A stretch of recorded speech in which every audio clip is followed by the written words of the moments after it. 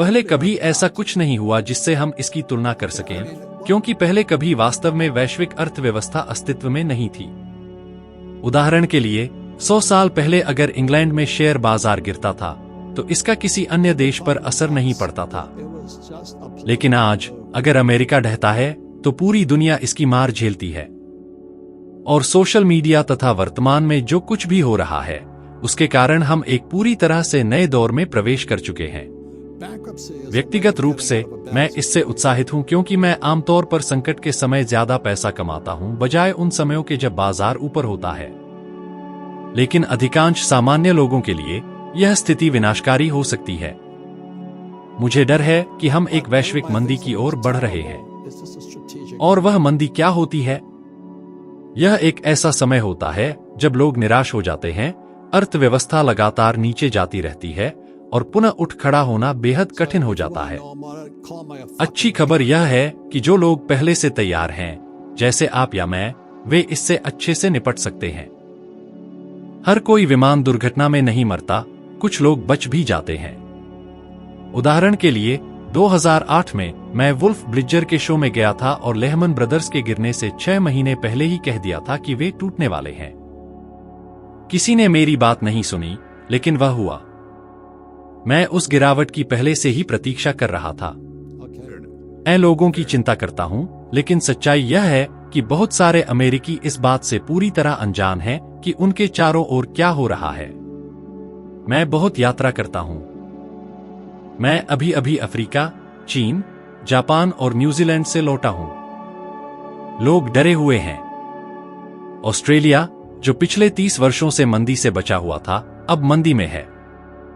दूसरी ओर अमेरिकी ऐसे रह रहे हैं जैसे कुछ हुआ ही नहीं, खुश और निश्चिंत। और यही मुझे चिंतित करता है। अगर मेरे छोटे बच्चे होते तो मैं बहुत डरा हुआ होता। एक वयस्क शायद भूख सह सकता है, लेकिन अपने बच्चों को ऐसा सहते हुए देखना बेहद दर्दनाक होता है। और मुझे डर है कि यही होने जा रहा है। अमेरिकी मुद्रा एक धोखा है। इतिहास में कभी भी कोई नकली मुद्रा लंबे समय तक नहीं चली और हम वही गलती दोहरा रहे हैं। हम बिना रुके पैसा छापते जा रहे हैं। जब मैंने लगभग 25 साल पहले रिच डैड पुअर डैड लिखा था तो लोग कहते थे कि मुझे कुछ नहीं पता। मैंने कहा था कि जो लोग पैसे बचाते हैं वे अंततः हारते हैं। आज हमारे पास मात्रात्मक सहजता है जो असल में नकली पैसा छापने जैसा है, और ब्याज दरें शून्य हैं, फिर भी लोग बचत कर रहे हैं। यह पागलपन है। सिर्फ इस साल लगभग 3 लाख करोड़ भारतीय रुपए के बराबर डॉलर छापे गए हैं, क्योंकि रिपो बाजार में संकट था और अधिकांश लोगों को तो यह भी नहीं पता कि रिपो बाजार क्या होता है। इसलिए मैं कहता हूं कि हम नकली पैसे, नकली शिक्षकों और नकली संपत्तियों की व्यवस्था में रह रहे हैं। हमारी शिक्षा प्रणाली पैसे के बारे में कुछ नहीं सिखाती। हर कोई पैसे का उपयोग करता है, लेकिन कोई यह नहीं सीखता कि इसे कैसे प्रबंधित किया जाए। यही बात मुझे परेशान करती है। मैंने किसने मेरी पेंशन चुरा ली नामक किताब इसलिए लिखी क्योंकि मेरे सहलेखक एडवर्ड साइडल और मेरे दोनों के पिता ने अपनी पूरी संपत्ति गंवा दी थी जब मैं 20 साल का था, और मेरा गरीब पिता सब कुछ हार गया था, तो इसने मुझे भीतर तक झकझोर दिया। मैंने खुद से वादा किया कि मैं कभी भी खुद को ऐसी स्थिति में नहीं आने दूंगा। मैं अभी अभी वियतनाम से वापस लौटा था वर्ष 1973 में, और मेरे पिता बेरोजगार थे। इसके बावजूद वह मुझसे कहते थे कि मैं किसी एयरलाइन में पायलट बन जाऊं या फिर पढ़ाई करके मास्टर्स और पीएचडी करूं। कैसे? उनके पास न पेंशन थी, न वेतन, और फिर भी वे चाहते थे कि मैं वापस जाकर कुछ न सीखूं। मेरे कुछ दोस्त जिन्होंने यूनाइटेड एयरलाइंस जैसी कंपनियों में पायलट की नौकरी चुनी थी, आज दिवालिया हो चुके हैं। उनकी पेंशन लूट ली गई। और आम अमेरिकी अभी भी यह पूछ रहा है कि उसका 401k फंड कैसा चल रहा है, जैसे कि सब कुछ सामान्य है। वे एक मछली घर में जी रहे हैं। बाहर की दुनिया अमेरिका में क्या हो रहा है देख सकती है, लेकिन खुद अमेरिकी नहीं। मैं हाल ही में अपने छोटे भाई के साथ अर्जेंटीना गया था और वह वहां से पूरी तरह बदल कर लौटा। उसने कहा कि उसे अंदाजा ही नहीं था कि हालात कितने खराब हैं। मैंने उससे कहा, मैं मजाक नहीं कर रहा था, उसने समझा कि जो अर्जेंटीना जैसे देशों में हो रहा है वही अमेरिका में भी हो सकता है। अब लोग थोड़ा ज्यादा सतर्क हैं क्योंकि उन्हें 2008 और 2000 की याद है। मैं प्रार्थना करता हूं कि सबसे बुरा न हो, लेकिन डरता हूं कि शायद हो ही जाएगा। इसलिए मैं कहता हूं, जो तुमने किया इस समय में व्यापार शुरू करना, वह एक बहुत बुद्धिमान निर्णय था। किसी भी संकट के बाद व्यापार शुरू करने के लिए सबसे अच्छे अवसर आते हैं। मैंने 2008 की मंदी के बाद अपने पूरे जीवन की तुलना में ज्यादा पैसा कमाया, क्योंकि तब अधिकांश लोग डर के मारे छिपे हुए थे। जब मैं एक निकट भविष्य की मंदी के बारे में बात करता हूं, तो कई लोग कहते हैं कि मैं नकारात्मक सोच वाला हूं। लेकिन वास्तव में मैं उत्साहित हूं, क्योंकि मैं हर जगह अवसर देखता हूं। यह एक बड़ी छूट बिक्री जैसी है। मेरे लिए यह एक सकारात्मक चीज है। मैंने हमेशा ऐसे उद्यमियों की कहानियां पढ़ी हैं जिन्होंने संकटों के बाद शुरुआत की थी। उनमें से अधिकांश सफल रहे। 2008 में समस्या वॉल स्ट्रीट में थी, जहरीली संपत्तियां, सीडीओ, एमबीएस, डेरिवेटिव्स। आज वॉल स्ट्रीट पेंशन फंड्स को लूट रहा है। मेरे सहलेखक, जो पहले एसईसी के वकील थे, ने मेरे साथ किसने मेरी पेंशन चुरा ली लिखी, क्योंकि वे बैंकरों को पेंशन लूटते हुए और बोनस कमाते हुए देखकर थक चुके थे, जबकि मेहनतकश लोग पीड़ित हो रहे थे। आगामी संकट भयानक होगा। टेड साइडल, मेरे सहलेखक, ने अपने पिता को युगांडा में खो दिया, जहां वे CIA एजेंट थे, और उनके परिवार को कुछ नहीं मिला, यहां तक कि उनका शव भी नहीं। मेरे पिता ने तब सब कुछ खो दिया जब उन्होंने हवाई के गवर्नर के खिलाफ चुनाव लड़ा और हार गए। हम गरीबी में चले गए। उसी क्षण से मैंने सरकार पर से विश्वास खो दिया। मैं न तो रिपब्लिकन हूं और न ही डेमोक्रेट। मुझे ट्रंप पसंद है, लेकिन मैं जानता हूं कि कोई भी राजनेता मुझे बचाने नहीं आएगा। मेरी संपत्ति इस बात पर निर्भर नहीं करती कि सत्ता में कौन है। मैं राष्ट्रपति कौन है इसके आधार पर अपनी रणनीति नहीं बदलता। मैं स्टॉक मार्केट का निवेशक नहीं हूं। मैं रियल एस्टेट सेक्टर में काम करता हूं और कंपनियों का मालिक हूं। मेरी कंपनी रिच डैड संकट के समय फलती फूलती है। अपार्टमेंट्स की हमेशा जरूरत रहेगी और पेट्रोलियम हमेशा आवश्यक रहेगा। इसलिए मैं अपनी संपत्तियों की रक्षा करता हूं ताकि वे आर्थिक मंदी के समय भी टिके रहें। अधिकतर लोग पूछते हैं, मैं क्या कर सकता हूं? मेरे पास कोई कंपनी नहीं है, कोई ब्रांड नहीं है, कोई प्रॉपर्टी नहीं है, नहीं मैंने कोई किताब बेची है। जवाब है, हर कोई कुछ कर सकता है, लेकिन बहुत कम लोग वास्तव में कुछ करते हैं। यही असली समस्या है।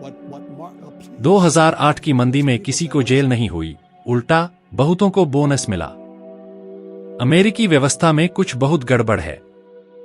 मेरी पहली निवेश एक गोल्ड कॉइन थी, क्रूगरलैंड, जिसे मैंने 1972 में हांगकांग से खरीदा था जब मैं वियतनाम में सेवा में था।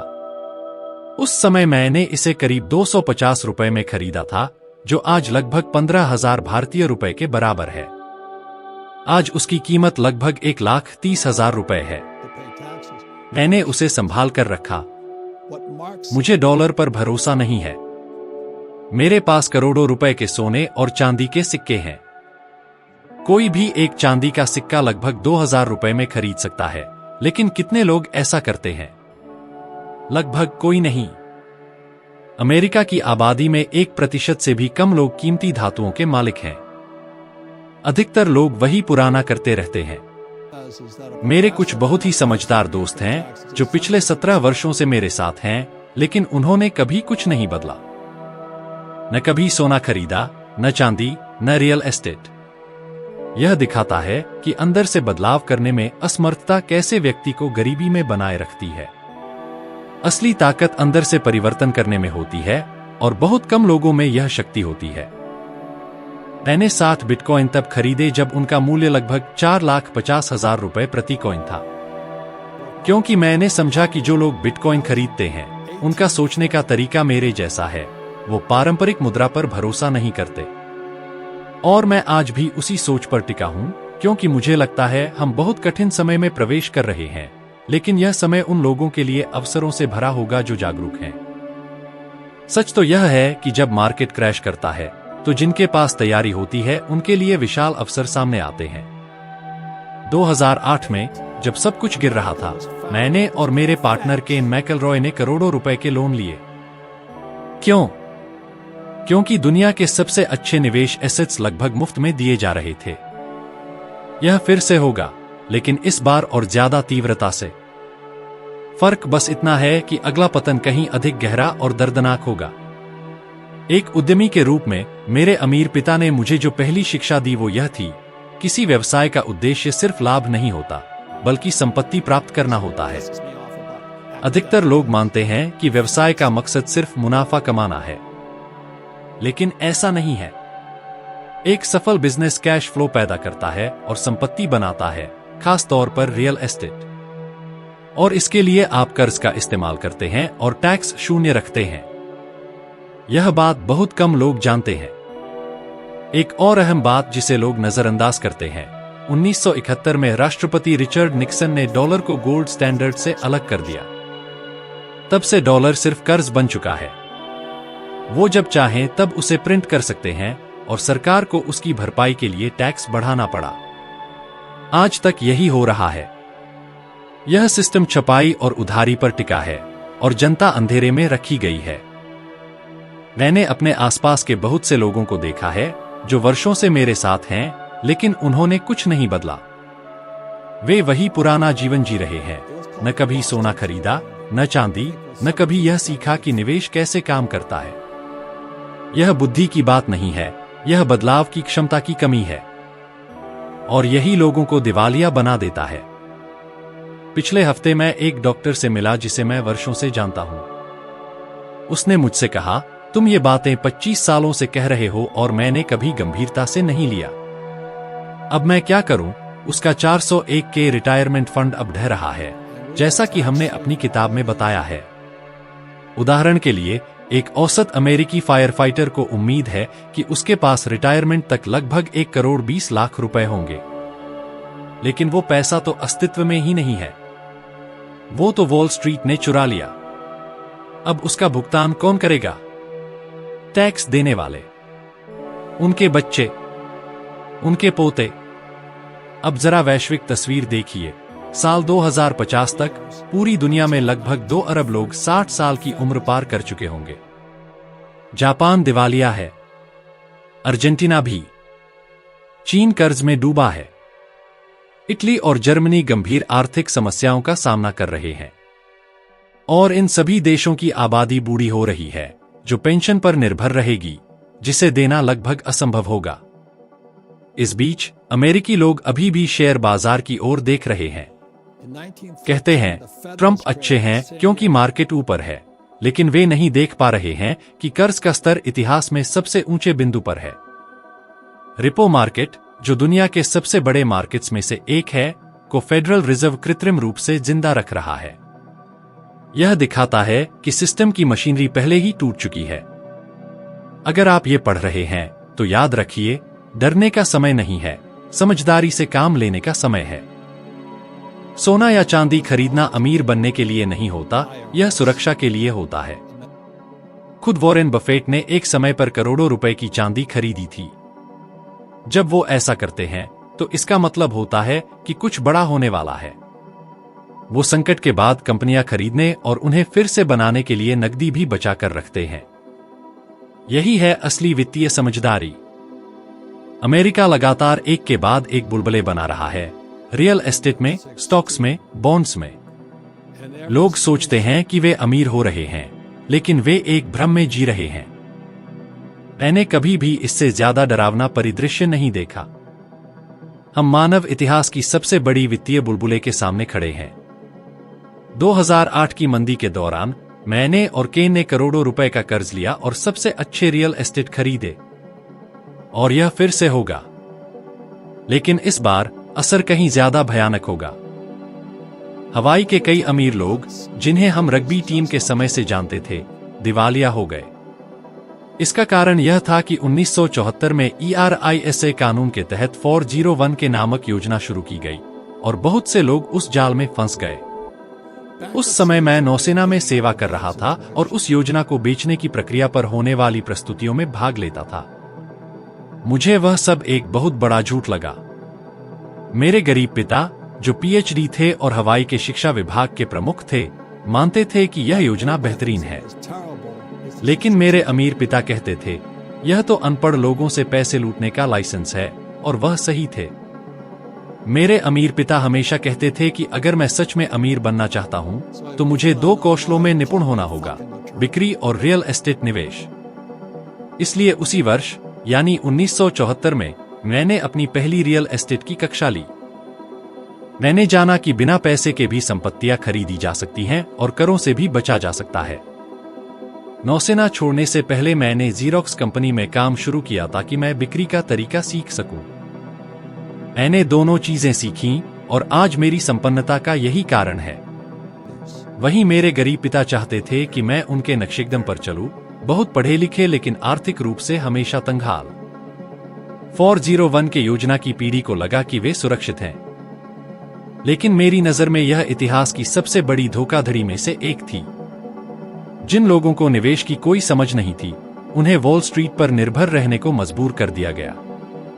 आज मेरा सहलेखक टेड सीडल, जो पेंशन फंडों के खिलाफ भ्रष्टाचार के मामलों में मुकदमे दायर करता है, यह दिखाता है कि यह प्रणाली कितनी अस्थिर है। हो सकता है हम एक नए वैश्विक मंदी के कगार पर हों और करोड़ों लोगों के पास एक भी रुपया नहीं है। जब जो बाइडेन ने कीस्टोन एक्सएल पाइपलाइन को रद्द किया, तो महंगाई बेतहाशा बढ़ गई, और इसका सबसे ज्यादा असर गरीबों पर पड़ा, जो मुश्किल से खाना खरीद पा रहे हैं। हर चीज का केंद्र तेल है। जब तेल की कीमत बढ़ती है, तो खाद की कीमत बढ़ती है और साथ में खाने की भी। पूरी आपूर्ति श्रृंखला प्रभावित होती है। इसलिए अगर आपके पास 401 के है, तो हो सकता है यह योजना पर पुनर्विचार करने का सही समय हो। मैं यह नहीं कह रहा कि आपको क्या करना चाहिए, मैं बस चाहता हूं कि आप सोचें, क्योंकि सबसे बड़ी संपत्तियां संकट के समय में बनती हैं। अगर कोई लग्जरी स्टोर जैसे नीमन मार्कस, लुई वुइटन के सामान पर भारी छूट दे, तो लोगों की लाइन लग जाए। लेकिन जब असली संपत्तियां सस्ती होती हैं, तो कोई नजर नहीं डालता। इससे पता चलता है कि ज्यादातर लोग आर्थिक रूप से कितने अनभिज्ञ हैं। हाल ही में मेरी एक महिला से बातचीत हुई। उसने मुझसे कहा, अब मुझे सब समझ में आ गया है। मैं अपना रियल एस्टेट लाइसेंस बनवाऊंगी और मकान खरीद कर बेचूंगी। मैंने जवाब दिया, यह सही समय नहीं है, लेकिन लोग इसी तरह सोचते हैं, बिना किसी तैयारी के। और यही कारण है कि यह आने वाली आर्थिक फूले हुए बुलबुले की तबाही और भी ज्यादा घातक होगी। यह इतिहास का सबसे बड़ा बुलबुला होगा, और कोई नहीं कह सकेगा कि उसे चेतावनी नहीं मिली। हम तो वर्षों से बोल रहे हैं, लेकिन ज्यादातर लोग इसे नजरअंदाज कर देते हैं। और जब सब कुछ ढह जाएगा, तब बहुत देर हो जाएगी। जो बात मुझे सबसे ज्यादा हैरान करती है, वह यह है कि अभी भी बहुत से लोग मानते हैं कि सरकार उन्हें बचा लेगी। वे सोचते हैं कि वे सम्मानजनक ढंग से रिटायर होंगे, उन्हें सुरक्षा मिलेगी, व्यवस्था उनकी रक्षा करेगी। लेकिन सच्चाई कुछ और ही है। यह व्यवस्था सिर्फ उन्हीं लोगों की सुरक्षा के लिए बनाई गई है जो पहले से ऊपर बैठे हैं, और जो तैयार नहीं होंगे, वे अगली लहर में बह जाएंगे। अगर आप न केवल बचना बल्कि आगे बढ़ना चाहते हैं, तो आपको अपनी वित्तीय जिंदगी की बागडोर खुद संभालनी होगी। आपको सीखना होगा। आपको अपने आराम क्षेत्र से बाहर निकलना होगा। आपको समय निवेश करना होगा यह समझने के लिए कि पैसे की असली प्रणाली क्या है, जो स्कूल में कभी नहीं सिखाई गई। और यही वह रहस्य है जो कोई नहीं बताता। आपको शुरुआत करने के लिए बहुत ज्यादा पैसे की जरूरत नहीं है। आपको चाहिए ज्ञान, साहस और कार्रवाई। लगभग 1500 भारतीय रुपयों में आप एक चांदी का सिक्का खरीद सकते हैं। अनुशासन के साथ आप अपना खुद का सोने, संपत्तियों और असली परिसंपत्तियों का संग्रह बनाना शुरू कर सकते हैं। दूरदृष्टि के साथ आप अपनी स्वतंत्रता बना सकते हैं, जब बाकी लोग अभी भी सो रहे हैं। मौके हर जगह होंगे, लेकिन उन्हें वही देख पाएगा जो जागा हुआ है। ध्यान दें, संकट निश्चित रूप से आने वाला है, लेकिन आप इसे कैसे झेलेंगे, यह पूरी तरह आपके ऊपर है। आप पीड़ित बन सकते हैं, या फिर आप उन लोगों में हो सकते हैं जो संकट में भी आगे बढ़ते हैं। निर्णय आपका है। अगर इस बात ने आपको सोचने पर मजबूर कर दिया है तो यही मत रुकिए, अभी चैनल को सब्सक्राइब करें, और भी बहुत कुछ आने वाला है जो आपकी आंखें खोल देगा। घंटी को चालू करें ताकि अगली वीडियो मिस न हो। नीचे कमेंट में बताएं कि आपको सबसे ज्यादा क्या असरदार लगा, या क्या आप पहले से ही तैयारी कर रहे हैं। और इस वीडियो को कम से कम 3 ऐसे लोगों के साथ शेयर करें जिन्हें यह सच्चाई सुनने की जरूरत है, क्योंकि साथ मिलकर हम अज्ञानता को ज्ञान में बदल सकते हैं और डर को आजादी में। अगली वीडियो में मिलते हैं।